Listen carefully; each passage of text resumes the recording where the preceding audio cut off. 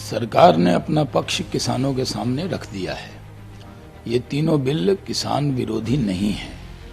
जिन लोगों ने अपने नज़र और नज़रिए से इस बिल को पढ़ा है वो किसान के खिलाफ बता रहे हैं। पूरे देश के किसानों की मांग पर ही हमने ये बिल बनाया कि किसान को मंडी के बाहर भी अगर अच्छा रेट मिलता है तो उसे मिलना चाहिए। अब ना हमने कहा कि मंडी ख़त्म होगी, ना एमएसपी ख़त्म होगी, ना आढ़त ख़त्म होगी, लेकिन थोड़े से किसानों को कुछ दल ऐसे जो राजनीतिक हाशिए पे चले गए हैं, उन्होंने गलत फहमी पैदा की है। सरकार उसको दूर कर रही है। हमें पूरी उम्मीद है कि हफ्ते 10 दिन में ये विषय ज़रूर समाप्त होगा, क्योंकि किसानों को के बीच में ये संदेश चला गया है कि ये बिल उनके हक में है, न कि उनके विरोध में है। मनोहर लाल खट्टर जी ने कहा है कि ये जो लॉज है सिर्फ इसी को वापस लेना नहीं बल्कि कुछ और भी जो मुद्दे हैं वो इस पूरे इसमें आंदोलन में इंक्लूड है। देखिए, जो आंदोलन में सिर्फ लॉज की बात नहीं कर रहे, वो इधर उधर की भी बात कर रहे हैं। कई लोग उसमें घुसकर ऐसी ऐसी ज़बान बोल रहे हैं, किस तरह मीडिया के साथ दुर्व्यवहार हो रहा है, किस तरह वहाँ पर किस तरह की भाषा बोली जा रही है, ये दुर्भाग्यपूर्ण है।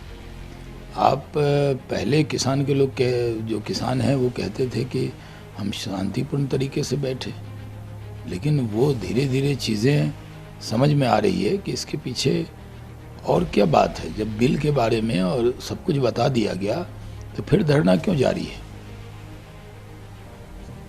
उद्धव ठाकरे ने कहा कि औरंगजेब धर्मनिरपेक्ष नहीं था, औरंगाबाद का नाम चेंज हो गया। देखिए, उद्धव ठाकरे पूरी तरह कंफ्यूज हैं, कांग्रेस के दबाव में हैं। वो पहले तो औरंगाबाद का नाम संभाजी नगर रखते थे और वो अपने पोस्टर में भी ये लिखते थे। आज सरकार में आने के बाद उन्होंने शिवसेना के सारे सिद्धांत को तिलांजलि दे दिया है।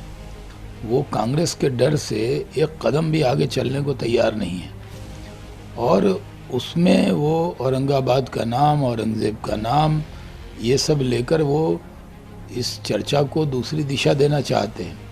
जबकि शिवसेना के जो लोग हैं जिन्होंने वोट दिया शिवसेना को, वो ठगा हुआ सा महसूस कर रहे हैं, क्योंकि शिवसेना अब कांग्रेस की बी टीम बन गई है। 19 वैक्सीन की जो डिलीवरी सिस्टम है उसका सेकंड टाइम भी टेस्ट हो गया कि किस तरह से डिलीवरी की जाएगी। देखिए, कोविड-19 के बाद जो हम वैक्सीन लेकर आ रहे हैं उसका पूरा टेस्ट भी हो गया है, सेकंड 2 दौर का हो गया, और पूरी उम्मीद है कि ये सफलता से हम वैक्सीनेशन कर पाएंगे।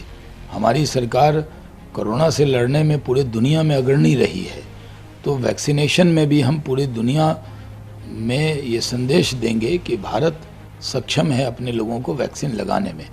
और हमारी वैक्सीन की तो आज ऐसी दुनिया में साख बनी है कि पूरी दुनिया से इसकी डिमांड है, लेकिन हम पहले अपने लोगों की चिंता करेंगे और पूरे दुनिया में जो लोग हैं उनकी भी ज़िंदगी बचाने का काम करेंगे। सर, इलेक्शन से पहले गवर्नर की आज मीटिंग है यूनियन मिनिस्टर अमित शाह जी के साथ में, और साथ ही नड्डा जी भी लॉन्च करेंगे एक mega farmer outreach in Bengal आज। देखिए, हमारे राष्ट्रीय अध्यक्ष श्री जगत प्रकाश नड्डा जी का बंगाल का दौरा है, और वो एक ऐतिहासिक दौरा होगा, क्योंकि हम समाज के हर वर्ग से एक मुट्ठी चावल लेंगे किसान से, और वो उसका फिर वितरण करेंगे, उसका भोजन बनाएंगे, लोगों के बीच में बांटेंगे।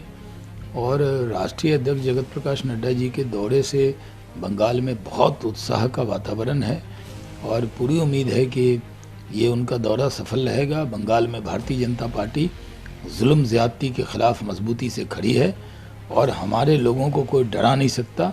इसलिए हमारे राष्ट्रीय अध्यक्ष जब पिछली बार गए थे तो बहुत बड़ा हमला हुआ था, लेकिन वो न डरेंगे, न झुकेंगे, न रुकेंगे। वो बंगाल के दौरे पे जा रहे हैं और ये सफल दौरा आज का होगा। हाँ, पश्चिम बंगाल के महामहिम राज्यपाल माननीय गृह मंत्री अमित शाह जी से मिल रहे हैं, और बंगाल के जो हालात हैं वो ऐसे नाजुक दौर पे हैं कि हम सब को ये लगता है कि वो बंगाल की पूरी रिपोर्ट देश के गृह मंत्री जी को देंगे। दिग्विजय सिंह मुस्लिम एरियाज टारगेटेड किए जाते हैं। देखिए, दिग्विजय सिंह मुस्लिम समाज के लिए इतने चिंतित ना हो। मुस्लिम समाज भारत में पूरी तरह सुरक्षित है। दिग्विजय सिंह जी के बयानों से ज़रूर कठिनाइयाँ हो जाती हैं, हिंदू मुस्लिम तनाव पैदा कर देते हैं। वो जिस तरह की बयानबाजी करते हैं उससे तनाव होता है।